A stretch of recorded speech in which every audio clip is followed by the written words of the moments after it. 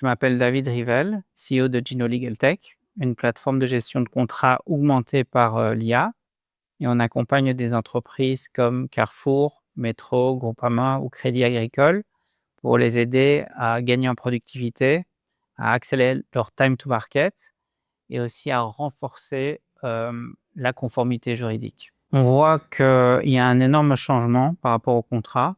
C'est plus un document administratif, mais c'est devenu vraiment un actif stratégique pour l'entreprise. Et ça, c'est dû à plusieurs raisons. On voit que l'environnement s'est vachement complexifié avec plus de réglementation, avec une sophistication des affaires, la mondialisation. Et donc tout ça a fait exploser au fait le nombre et le volume de contrats. Ça a eu comme conséquence que le contrat, quelque part, contient toutes les données importantes d'une entreprise, que ce soit commerciale, RH ou financière, mais n'est pas toujours géré de manière optimale. Mais aujourd'hui, il y a une vraie prise de conscience au sein des directions juridiques et plus de la moitié des directions aujourd'hui pensent à adopter des outils tels que des CLM et des plateformes de gestion de contrats pour justement fluidifier tout le cycle de vie. Les freins sont principalement liés à ce qu'on peut appeler l'effet ciseau. Donc d'une part, on a l'augmentation, l'explosion du nombre de contrats et d'autre part, on a des ressources constantes, voire qui diminuent pour les directions juridiques. Et donc ça fait que c'est pas évident à prendre le temps de structurer et de planifier des projets justement pour optimiser l'efficacité du cycle de vie de contrat. Et ça a des impacts sur la productivité, sur le pilotage et aussi sur la conformité.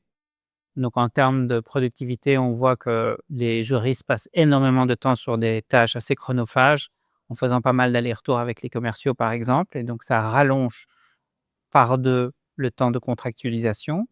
On a un pilotage un peu à l'aveugle, on n'a pas accès aux données contractuelles, donc on ne peut pas faire des rapports et prendre des décisions adéquates par rapport à ce qui se trouve dans les contrats. Et d'ailleurs, on n'a pas de visibilité sur ce sur quoi les équipes travaillent. Et puis dernièrement, on a un problème de risque et de conformité.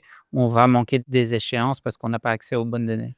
Les principes pour guider une transformation contractuelle peut se voir autour de 3 axes: l'automatisation ou la standardisation, la collaboration et la data. Donc tout ce qui est standardisation, l'idée, c'est de pouvoir créer des modèles que derrière, les opérationnels puissent utiliser ou même les juristes d'ailleurs, pour aller plus vite grâce à des textes conditionnels ou des variables qu'on peut répondre grâce à des questionnaires dynamiques pour aller beaucoup plus vite. C'est aussi l'automatisation autour des workflows de validation qui peuvent être paramétrés pour que les bonnes personnes en interne puissent signer au bon moment les contrats, quand ils sont prêts à être signés. Dernière chose, c'est tout ce qui est automatisation du suivi d'exécution pour ne pas rater les échéances. En termes de collaboration, on veut s'assurer que les différentes équipes puissent travailler intelligemment ensemble sans se sursolliciter et travailler aussi de manière autonome. Et ça suit la standardisation pour que les opérationnels puissent eux-mêmes créer leurs contrats sans avoir à solliciter les juristes. Mais c'est aussi l'intégration à tous les systèmes type SIRH, ERP, CRM pour que les données puissent être fluidifiées au sein de l'entreprise. La dernière partie est autour de la data, de s'assurer d'avoir accès aux bonnes données au bon moment sans avoir à faire des recherches trop longues. L'usage de l'IA a pris un essor assez significatif ces dernières années. Donc on est passé du mode POC test au déploiement. On a plus de la moitié des juristes qui comptent adopter l'IA dans un cadre professionnel et juridique d'ici 2 ans. Donc il y a un vrai engouement et aujourd'hui en termes de cas d'usage, on a commencé par des cas d'usage plutôt simples comme la traduction, la comparaison, les résumés. Aujourd'hui, on est aussi capable de faire de l'extraction de données en masse sur des centaines de milliers de contrats pour derrière avoir des tableaux de bord hyper sophistiqués. Et là, on passe à un mode où on va avoir des cas d'usage autour de la négociation grâce à l'IA.